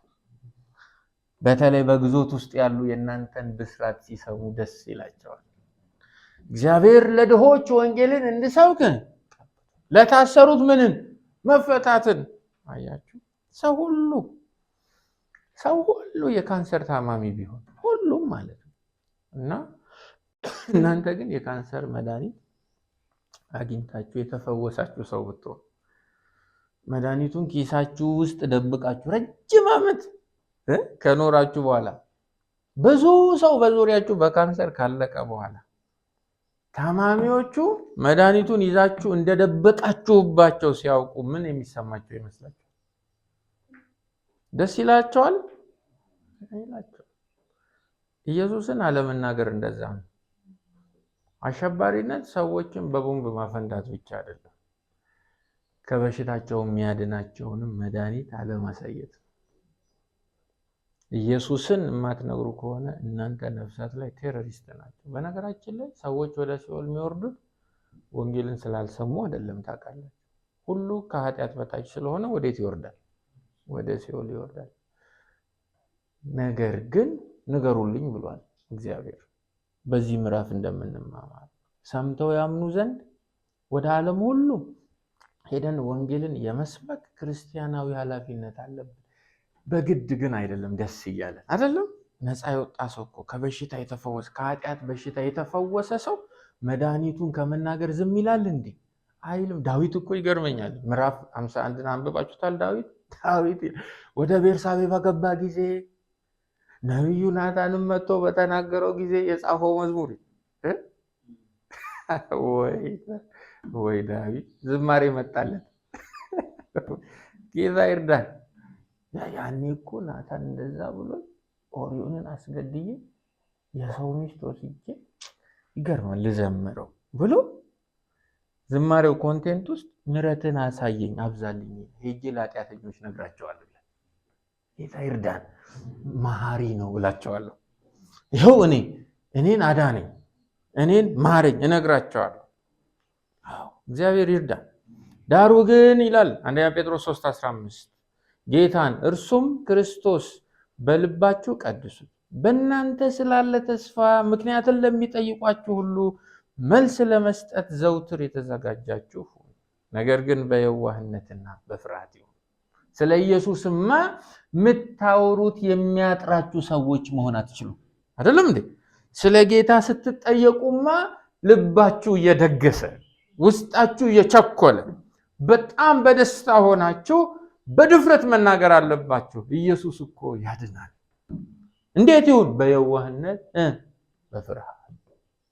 ኢየሱስን የሆነ ለክርክር የምትወረውሩት ድንጋይ መሆን የለበትም አይደለም። ለብሽሽቅ ለፉክክር የምትወረውሩት ድንጋይ መሆን የለበት። እኔ ምስክር ነኝ፣ እኔን አድኖኛል፣ እኔን ከሞት አውጥቶኛል፣ ድንጋያማውን ልቤን አውጥቶ የስጋን ልብ ጨምሮልኛል፣ ቸርነቱ ዕለት ዕለት ያኖረኛል፣ ምሕረቱ በስቶልኛል፣ አሁን የነጭ ዙፋን ፍርድ አያሳስበኝም። ለምን? በክርስቶስ ኢየሱስ ከእግዚአብሔር ጋር ምን አለኝ? ሰላም አለኝ። ወደ ጸጋው ግዛት መጥቻለሁ። እሱን ደግሞ ተስፋ አደርጋለሁ። ግድ የለህም፣ ና ወደ ኢየሱስ ያድንሃል። ይህን ቋንቋ ያብዛለን እግዚአብሔር። አያችሁ፣ ለድነት ጌታን የሚጠሩ ሰዎች የሚያምኑትን ዜና ሰምቶ መቀበል እንጂ ፈጥሮ ማመን አይፈቀድላቸው አይደለም። ዜናውን ማን ነው ማሰማት ያለበት? በእግዚአብሔር የተላከ ሰባኪ ነው። ስለዚህ ሰምተው ነው መቀበል ያለባቸው እንጂ ፈጥረው መሆን የለበትም። አምነው ይድኑ ዘንድ የሚሰሙት ነገር ወይም በእግዚአብሔር የተላከው ሰባኪ የሚሰብከው ነገር በእነዚህ ሰዎች መዳን ውስጥ እጅግ ወሳኝ አይደለም፣ ማዕከላዊ ነው። መልእክቱ ማዕከላዊ ነው። ለምሳሌ እዚህ ጋር የቆመ ሰባኪ በቸርች ኮንቴክስት ሊሆን ይችላል፣ በህይወት ሴቲንግ ውስጥ ማንም በእግዚአብሔር የተላከ በቤተ ክርስቲያን ስብከትን ሲሰብክ የሚሰብከው ስብከት ለምሳሌ የሚሰብከው ወንጌል የብልጽግና ወንጌል ከሆነ፣ የስኬት ወንጌል ከሆነ፣ የጤና ወንጌል ከሆነ፣ የሃፒነስ ወንጌል ከሆነ የሚሰሙት ሰዎች ሁሉ ወዴት ነው የሚሄዱት? ወደ ብልጽግና ነው የሚሄዱት አይደለም? ነፍሳቸውን ወደሚያድን ወደ ኢየሱስ መምጣት። ስለዚህ የሰባኪ ቀዳሚ አጀንዳ፣ የሰባኪ ማዕከላዊ መልእክት ከፀሐይ በታች ከመሬት በላይ የሰዎችን ምድራዊ ኑሮ መልስ መስጠት አይደለም። ግልጽ ነው አይደለም? የሰዎችን ሰማያዊ ኑሮ መልስ መስጠት። ያለ ኢየሱስ መዳን አትችሉ። ስለዚህ ፑልፒቷን ትመስላለች ቤተክርስቲያን። ፑልፒቱ ወደ ሄደበት ነው ማህበሩ የሚሄደው። ፑልፒቱ ምድር ከሸተተ ማህበሩ ምን ይሸታል? ምድር ይሸታል። ፑልፒቱ መጽሐፍ ቅዱስን ከሸተተ ማህበሩ መጽሐፍ ቅዱስን ይሸታል።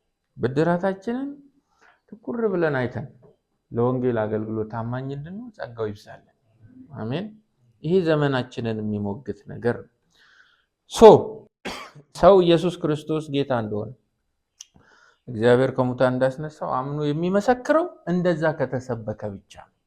ስለዚህ ጳውሎስ እዚህ ጋር ሰባኪ ሲል የመስቀሉን ስራ የሚያወራ ወይም የመስቀሉን ስራ እንዲያወራ በእግዚአብሔር የተላከን ሰው እንጂ የስነ ልቦና መምህርን አይደለም፣ አነቃቂ ተናጋሪን አይደለም፣ የፖለቲካ ተንታኝን አይደለም፣ ኮሜዲ ሰባኪን አይደለም፣ ተረት ተራኪን አይደለም። ጳውሎስ ሰባኪ ነው። እነኚህ ሁሉ ስብከቶች አይደለም።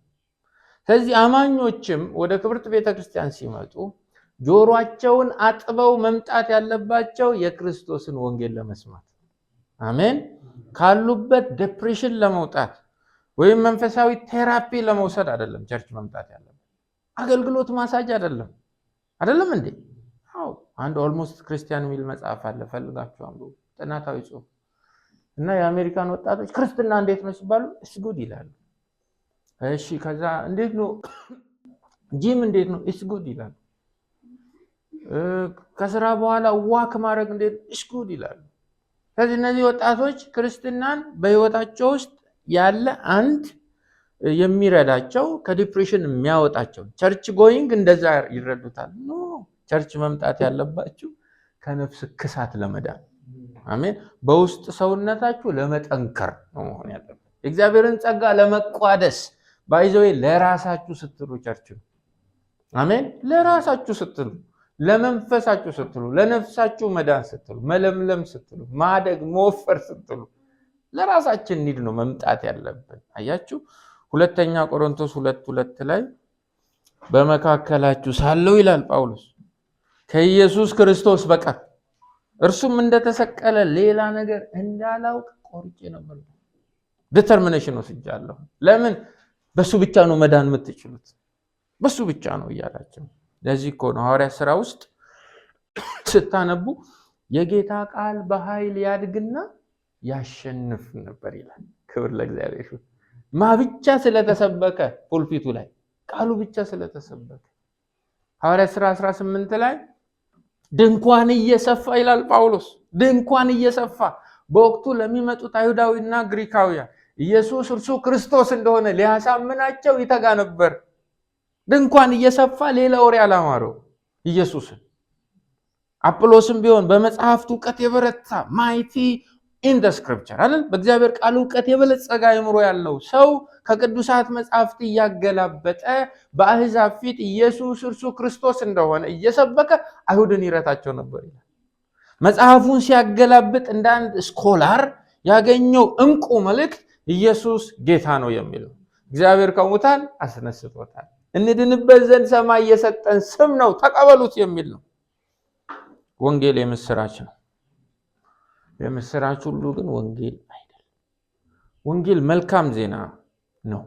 መልካም ዜና ስለሆነ መልካም ዜና ተናጋሪ ሁሉ የወንጌል ሰባኪ ነው ማለት ግን አይደለም።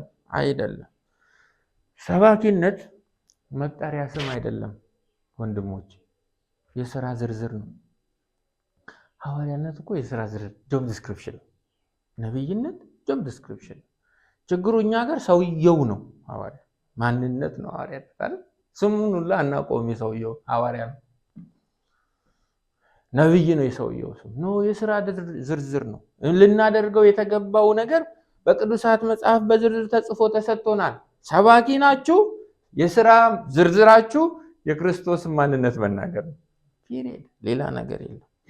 ሁሉም መልካም ዜና ደግሞ ድነትን አያስገኝም። ይሄንን ልብ ብለን ማወቅ አለብን።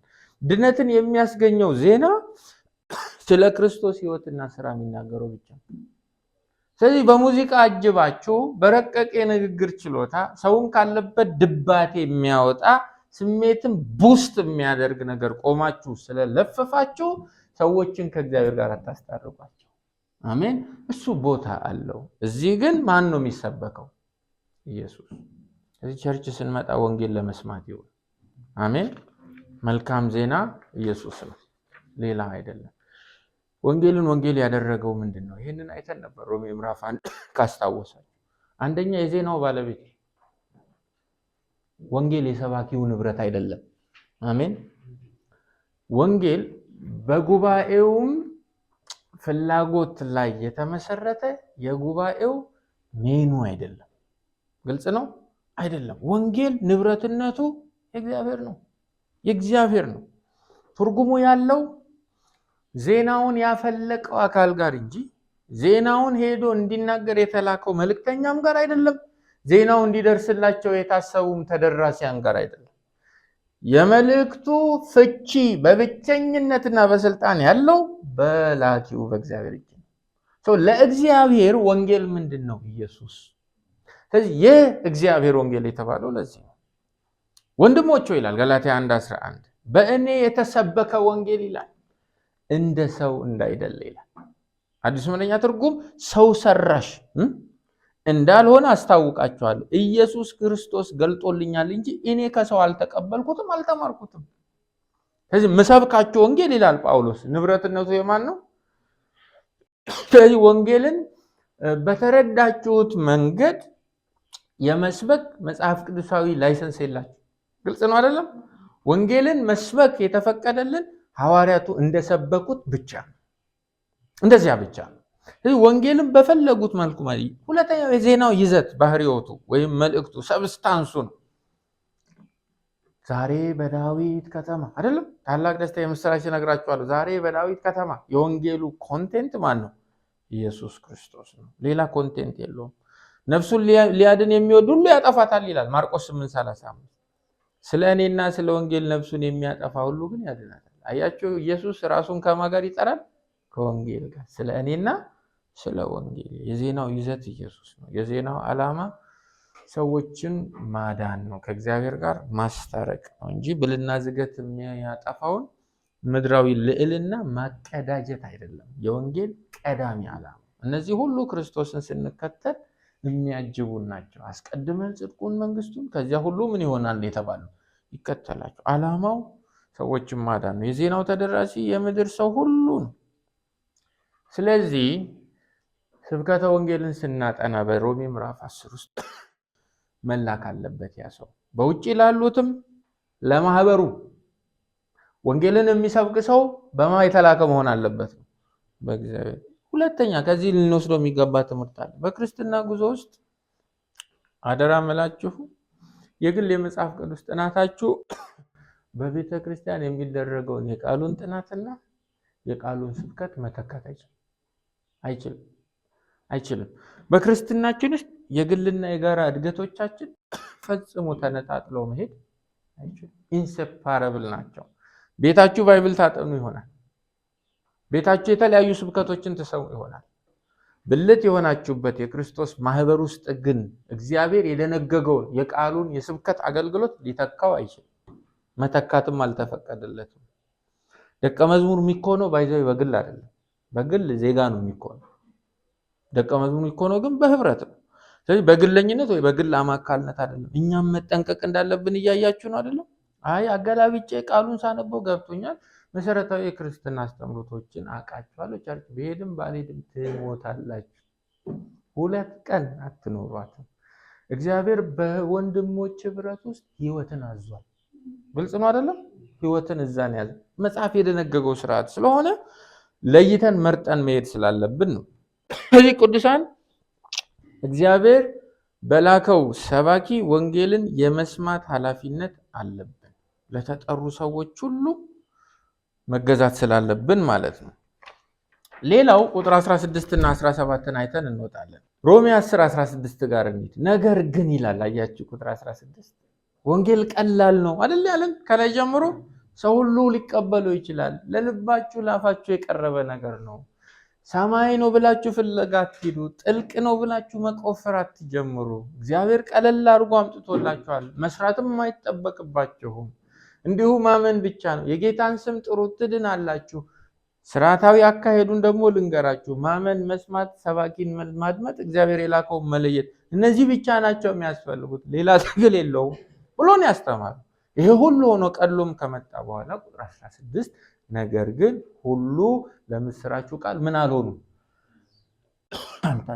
እኔና እናንተን በጣም ይመለከታል። እስራኤላውያንን ብቻ አይደለም።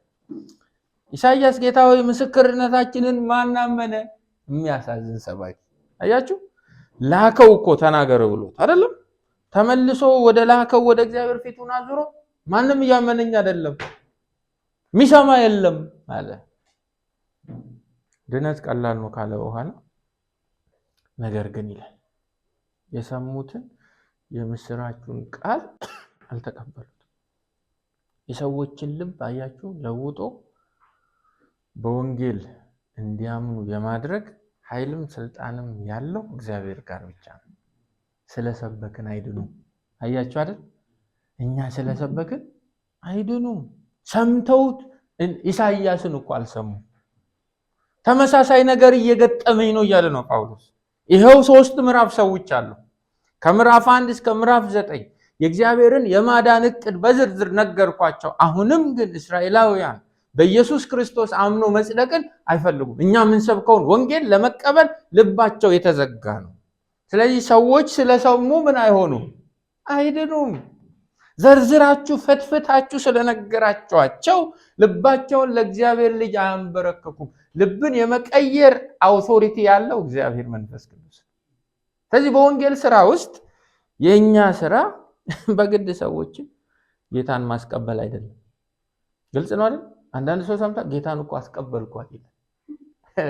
ጌታንማ ካስቀበልካት በቃ አንተ ያቆምክ ቀን እሷ ምን ታደርጋለች? ታቆማለች ማለት ነው። እኛ ሰዎችን እንድናድን አልተጠራንም። ሰዎችን የሚያድነው ማን ነው? የኛ ሚና ምንድን ነው? እንደ መልእክተኛ እንዲህ ብሏል። ግልጽ ነው አይደለም? እንዲህ ብሏል ብለን ነው የምንወጣው። አለቀ። ወንጌልን የምንሰብከው ንግግራችን ሰዎችን ማሳመን ስለሚችል አይደለም። ወንጌልን የምንሰብከው ሰዎችን ማዳን የሚችለው እግዚአብሔር ስለሆነ ይሄንን ሂሳብ ሰርተን ነው ወጥተን ማገልገል ያለን። ወንጌል ለድነት የሆነ የማኃይል ነው ተብለናል። ስለዚህ ኃይል ሄዶ ይለውጣል አይደል እንዴ? ኃይል ልብን ይቀይራል። እኛስ ይሄንን ኃይል ኤክስፓውንድ ነው የምናደርገው፣ ለሰው ሁሉ እንዲደርስ የማድረስ ስራ ነው። ሚናችንን መለየት አለብን። አልታዘዙም ነው የሚለው ቁጥር 16 አይደል? አልታዘዙም። አስተውላችኋል? ሁሉም የምስራቹን ቃል አልሰሙም አይሉ፣ ሰምተዋል አይደል? በደንብ ሰምተዋል። ግን ምንድነው? አልታዘዙም። ገብቷችኋል? ችግራቸው ወንጌልን መስማት አይደለም። እነዚህ ሰዎች እዚህ ጋር አሁን እኛ እንገባለን። አያችሁ? የመስማት ችግር የለም። ወይም ሄዶ የሚነግራቸው ከእግዚአብሔር የተላከ ሰው እጥረት የለም። ሁለቱም አሉ። ነገር ግን አልታዘዙም። እንዴት እርግጠኛ ሆናችሁ ለእግዚአብሔር ወንጌል እንደታዘዛችሁ? ምንድነው ማስረጃችሁ? ይኸው ቸርች አለው አይደል? አይባልም መቼም አይደል? ይኸው ጸልያለሁ፣ ከወንድሞች ጋር ህብረት አደርጋለሁ መቼም አይባልም። እንዴት ነው እርግጠኛ ልባችሁን ወንጌል እንደቀየረው በምንድን ነው እርግጠኛ ሆናችሁ? ሲሪየስሊ ምንድነው ማሳያ ማስረጃችሁ? የእግዚአብሔርን ቃል መስማት፣ የእግዚአብሔርን ቃል በጥልቀት መረዳት ለእግዚአብሔር መታዘዝን አይተካውም። ሰምታችሁኛል? አይተካውም። አንዳንድ ሰው ስለሚያቅ የታዘዘ ይመስለዋል። አንዳንድ ሰው ህብረት ስለሚያደርግ የታዘዘ ይመስለዋል። እንዲያማ ከሆነ ሃይማኖተኞች ሆነናል፣ በስራም ለመጽደቅ እርግጠኞች ሆነናል ማለት አይደለም። እግዚአብሔር አማኞች ወንጌልን መስማታቸውንና አለመስማታቸውን የሚመዝነው በመታዘዛቸውና ባለመታዘዛቸው። ይሄ በጣም ሾክ ሊያደርገን ይገባል። አዎ፣ መታዘዝ ከምን ይበልጣል? ከመስዋዕት ይበልጣል። እንዴ አታታልለው። መስዋዕት ሰውተ እግዚአብሔር በገዝቡ ለእግዚአብሔር እንዲሰዋ ኖ አማሌቅን አጥፋ፣ ዝክረ ስሙን ከምድር ደምስስ ነው ያለ። ያለህን ታደርጋለህ። በቃ አለቀ። መታዘዝ ከመስዋዕት ይበልጣል። ዓመት በዓላችሁን ጠልቼዋለሁ እኮ ይላል አይደል እግዚአብሔር። ሙዚቃችሁን ጠልቼዋለሁ፣ ከእናንተ ወደ እኔ የሚመጣውን መስዋዕት ሁሉ ጠልቼዋለሁ። ለምን አትታዘዙ? እኛስ በዚህ ቃል ስንመዘን በድህረ ዘመናዊቷ ቤተክርስቲያን ውስጥ ብዙ ሰው የእግዚአብሔርን ቃል ይሰማል። ብዙ ሰው፣ በርከት ያለ ሰው ስለ እግዚአብሔር ቃል ያውቃል። በጣት የሚቆጠሩ ግን ይታዘዛሉ። እግዚአብሔር ይርዳል። ከየትኛው ጎራ ናችሁ? የእግዚአብሔርን ቃል ከሚሰማው ወይስ የእግዚአብሔርን ቃል ከሚታዘዘው? በፍርድ ቀን እንዳንጣጣል ጌታ ይርዳል። እውነቴን ነው የምላችሁ። ጌታችን በግልጽ ተናግሯል። ይህን ቃሌን ሰምቶ ብሎ አልጨረሰም። ምን የሚያደርገው አይደለም፣ ሰምቶ የሚያደርገው ነው። ቤቱን ባለት ላይ ወይም ከሚመጣው ጎርፍና ዶፍ ተጠብቆ ጸንቶ ኢንዱር አድርጎ መቆየት የሚችለው ሰምቶ የሚያደርገው። ይሄ ነገር ጽድቅ በስራ አይሆንም እንዴ? ኧረ አይሆንም። በእምነት ነው የጸደቅነው። ጽድቅን የተቀበልንበትን እምነት በምን እናየዋለን? በፍሬ እናየዋለን፣ በስራ እናየዋለን። ፍሬ አልባ እምነት ምን የሆነውን ነው? የሞተ ነው። ክርስትናችን ያፈራል ወይ? ውጤት አለው ወይ? የሚታይ ውጤት አለው ወይ? እንታዘዛለን ወይ? አትስረቅ፣ አትግደል፣ አታመንዝር፣ በሐሰት አትመስክር። እነኚህን ትእዛዛት በእውቀት ነው በመኖር ነው የምንለማመዳቸው። ጌታ ይርዳን። እኔ ሁልጊዜ እለዋለሁ፣ ጭንቅላታችን ውስጥ የሆነ ዲቫይስ ቢገጠም የምናስበውን ሁሉ በስፒከር ቢያሰማው እና በዛ ቀን ጓደኞቻችሁ፣ የምትወዷቸው ሰዎች፣ ቤተሰቦቻችሁ፣ የሥራ ባልደረቦቻችሁ ሁሉ ተጋብዘው ፕሌይ ብንል በሰላም ልንኖር ይመስላችኋል? ይኖራል? እንቀጥላለን? አንቀጥልም። አንድ በሽታ አለ፣ ስሙን አላውቀውም። ሰዎቹ የበሽታው ተጠቂዎች የሚያስቡትን ያወራሉ። አይገርም? የሚያስበው አሁን እኔ መሳይን እያማሁት ከሆነ እየሰደበው ከሆነ ውስጥ ጮህ ምን ይላል ይላል። አያስፈቅዳቸውም። ጥሩ ነው እሱ በሽታ። ይገርማል። ጥሩ ነው። ልካችንን አይደል ተያይተን እንኖራለን። ቆዳ መስታወት ቢሆን በጣም ቢያሳይ ወደዛ ያሳድገን። ግድ የላችሁም። ለቀላሉ መንገድ የእግዚአብሔርን ጸጋ አትለምኑት። ለከበደን ነገር ነው ጸጋ አይደለም። ምንድነው? ቅድስና አይደል እንዴ? ልጁን መምሰል ከኃጢአት ብክለት እኮ ሙልጭ ብለን አልጠራንም፣ እኔም እናንተም አይደለም። ወደ ልጁ መልክ ግን እሱ አሁን በክብር ወዳለበት መልክ እንደምንደርስ የከበረ ተስፋ ተሰጥቶናል። ወደዚያ ደግሞ የሚያድግ ከክብር ወደ ክብር የሚለውጥ እግዚአብሔር ጸጋ አለ።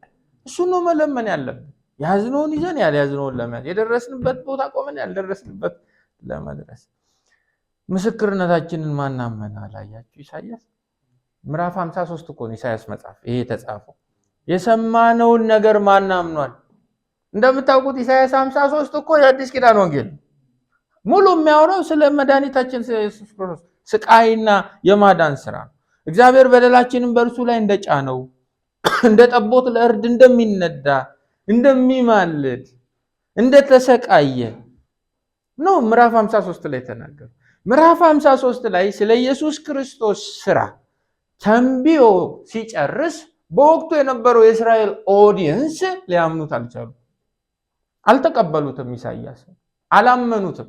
ተመሳሳይ ችግር ትንቢቱ ከተፈጸመ በኋላ ደግሞ አሁን የዚህ የኢየሱስ ክርስቶስ ሰባኪ የሆነውን ጳውሎስን እነማ እያመኑት አይደለም? እስራኤላውያን። ዮሐንስ 12:37 ኢየሱስ እነዚህን ታምራዊ ምልክቶች ሁሉ በፊታቸው ቢደረግም እንኳ አሁንም አላመኑበትም። ይኸውም ነቢዩ ኢሳይያስ ጌታ ሆይ ምስክርነታችንን ማናመን፣ የጌታ ክንድስ ለማን ተገለጠ ያለው ቃል እንዲፈጸም ነው። ስለዚህ ማመን አልቻሉም። በክርስቶስ እንደምናምን ምንድነው እርግጠኛ ያደረገን? ባይዘው ዕውቀት እምነትን አይተካውም አይደለም? ፍሰቱን ሂደቱን አይተናል። እንዴት ነው እርግጠኛ ታምናላችሁ? እኛ እኮ በጣም እኮ ነው የሚገርመው፣ በጣም ነው የሚገርመው። አሁን ባህር እንደተከፈለ ማያምን ሰው አለ እዚህ? ተአምሩ ላይ አማኞች ነን። ልክ እንደዛው ኢየሱስ ክርስቶስ የምር እናንተ ሕይወት ውስጥ ጌታና ተቆጣጣሪ እንደሆነ ያምናል። ውስጣችሁ እሺ ይላል፣ ይገዛል፣ በነገር ሁሉ ይከብራል፣ ይገለጣል። እግዚአብሔር ይርዳል። ቁጥር 17 እና የመጨረሻው እንግዲያስ እምነት ከመስማት ነው፣ መስማትም በእግዚአብሔር ቃል። እስካሁን ያነሳውን ሁሉ የሚጠቀልል ይመስላል። እምነት ከመስማት ነው የሚለውን በሚገባ አይተናል አይደለም? በእምነትና በመስማት ሂደቱን አይተናል። ስለዚህ እሱ ላይ እኔ ጊዜ አልወስድም። መስማትም በእግዚአብሔር ቃል ነው የሚለውን ግን ማየት አለብን። ሰው ሁሉ እንደፈለገ ከሚጠቅሳቸው የሮሜ ጥቅሶች አንዱ ይሄ እምነት ከመስማት ምን ማለት ነው? ጳውሎስ እዚህ ቁጥር 17 ውስጥ እየጠቀሰው ያለው መስማት የተለየ መስማት ነው። ልብን የሚቆጣጠር ፈቃድን ለወንጌል የሚያስገዛ መስማትን ነው እያስተማረ ያለው። ሰውን ለክርስቶስ ወንጌል እንዲገዛ የሚያደርገው መስማት የሚመጣው በሰባኪው የስብከት ችሎታ አይደለም። የሚመጣው በሌላ በማንም አይደለም፣ በእግዚአብሔር ቃል። ሰዎች ለክርስቶስ ልባቸውን እንዲያስገዙ የማድረግ አውቶሪቲ ያለው መንፈስ ቅዱስ ነው፣ የእግዚአብሔር ቃል። እኛ ሁላችን ኢንስትሩመንት ነን በዚህ የማዳን ስራ ውስጥ። ይህ በአሕዛብና በእስራኤል ልጆች ፊት ስሜን እንዲሸከም የተመረጠ ምኔ ነው? ዕቃዬ ነው አይደል ያለው?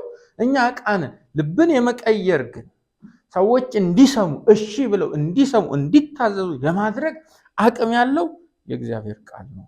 ስለዚህ የእግዚአብሔር ቃል ግን የመስቀሉ መልእክት ግን ሁለንተናን የመግዛት ምን አለው እያለ ስልጣን አለው። እምነት ከመስማት ነው። መስማት እውነተኛ መስማት፣ ትእዛዝን የሚያመጣው መስማት፣ ለወንጌል መንበርከክን የሚያመጣው መስማት፣ በክርስቶስ ኢየሱስ አዳኝነት እርግጠኛ የሚያደርግን መስማት፣ ይህንን መስማት የሚያመጣው የእግዚአብሔር ቃል ብቻ ነው።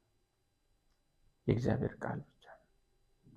ለዚህ ነው ቅዱሳን ወንጌልን ስንሰብክ መስበክ ያለብን ከእግዚአብሔር ቃል ነው። እንደ እግዚአብሔር ቃል ነው፣ በእግዚአብሔር ቃል። ለምን? ይሄ ብቻ የሰዎችን ልብ እውነተኛ ለውጥ ይለውጣል። ሱዶ ትራንስፎርሜሽን አይደለም፣ ጄኒዋይን የሆነ አውተንቲክ የሆነ እውነተኛ ለውጥን በሰዎች ህይወት ውስጥ የማምጣት አቅም ያለው ማጋር ነው፣ አገልግሎታችን ጋር አይደለም፣ ቃሉ ጋር። ለዚህ ነው የእግዚአብሔር ቃል ሕያው ነውና አይደል የተባለው፣ የሚሰራ ሁለትም አፍ ካለው ሰይፍ ሁሉ ይልቅ የተሳለ ነፍስን መንፈስን ጅማትን ቅልጥምን እስኪለይ ድረስ ይወጋል፣ የልብንም ስሜት ሐሳብ ይመረምራል። ይሄ ሁሉ ስልጣን ያለው የኛ ስብከት ላይ አይደለም፣ አገልግሎታችን ላይ አይደለም፣ ቃሉ ላይ ነው። ሁለተኛ ጢሞቴዎስ 4 ከቁጥር 1 ጀምሮ ይህንኑ የሚያስተጋባ ምክር ጳውሎስ ይመክረዋል። በእግዚአብሔር ፊት እንዲሁም በሕያዋንና በሙታን ሊፈርድ ባለው በክርስቶስ ኢየሱስ ፊት መገለጡንና መንግስቱን በማሰብ ይህን አደራ እልሃለሁ። ቃሉን ስበክ። አሜን።